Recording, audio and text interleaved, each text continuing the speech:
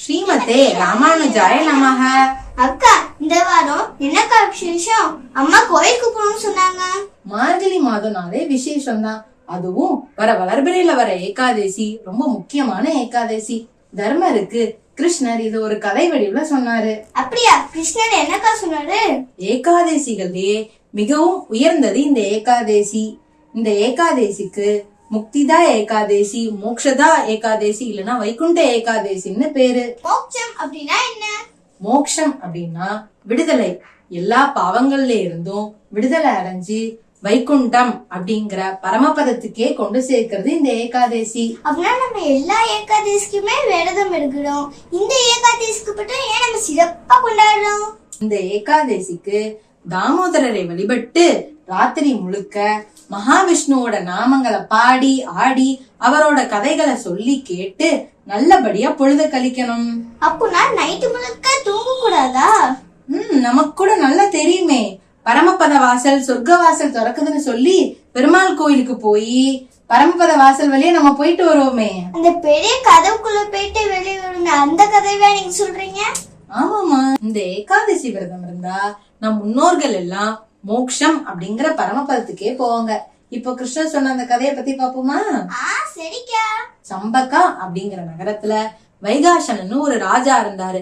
அவர் தன்னோட ஜனங்கள் எல்லாத்தையும் தன் பிள்ளைகளை போல பாத்துக்கிட்டாரு. அவங்க எல்லாரும் மகாவிஷ்ணுவை வழிபட்டு நல்ல செழிப்புடனும் வளமுடனும் வாழ்ந்தாங்க. ஒரு நாள் அந்த ராஜா ஒரு கனவு கண்டாரு. என்ன கனவுக்கா? அந்த கனவுல தன்னோட முன்னோர்கள் எல்லாரும், அதாவது அப்பா தாத்தா எல்லாரும் நரகத்துல ரொம்ப கஷ்டப்பட்டுக்கிட்டு இருந்தாங்க. என்னது? கனவுல அப்பா தாத்தா வந்தாங்களா? காலையில கண் விழிச்சதும் தன்னோட கனவு அவருக்கு ஞாபகம் இருந்துச்சு. ரொம்ப வருத்தப்பட்டாரு. ஊர்ல இருக்க பிராமணர்கள் எல்லாரையும் கூப்பிட்டு இதற்கு என்ன பண்ணணும் அப்படின்னு கேட்டாரு.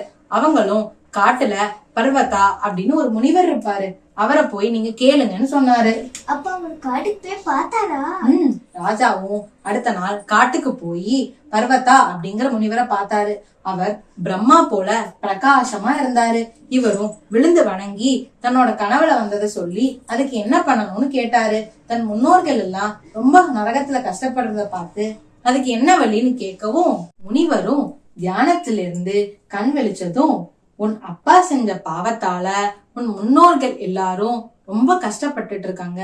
நீ மோக்ஷதா அப்படிங்கிற ஏகாதசி விரதம் இருந்து அந்த பலனை உன் அப்பாவுக்கு கொடுத்தா உன் முன்னோர்கள் எல்லாருக்கும் பரமபதம் அப்படிங்கிற மோக்ஷம் கிடைக்கும் அப்படின்னு சொன்னாரு. அதுக்கு ராஜா விரதம் இருந்தாரா?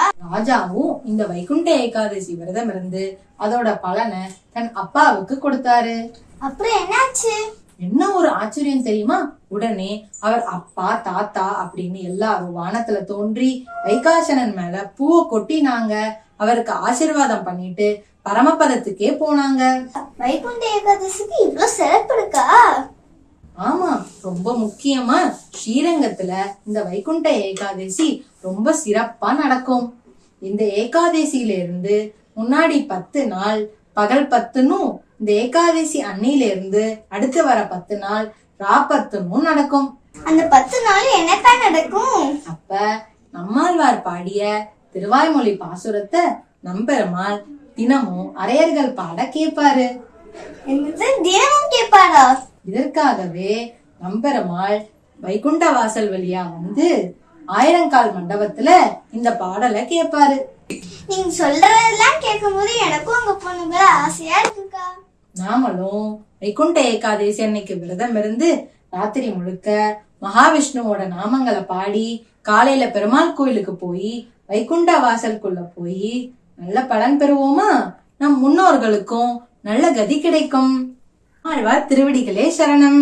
ஸ்ரீரங்காய் ஸ்ரீரங்காய் ஸ்ரீரங்கா. எல்லாரும் சொல்லுங்க, ஜெய் ஸ்ரீமன் நாராயணா. ஹரே கிருஷ்ணா ஹரே ராமா. ஸ்ரீமதே ராமானுஜாய நமஹ.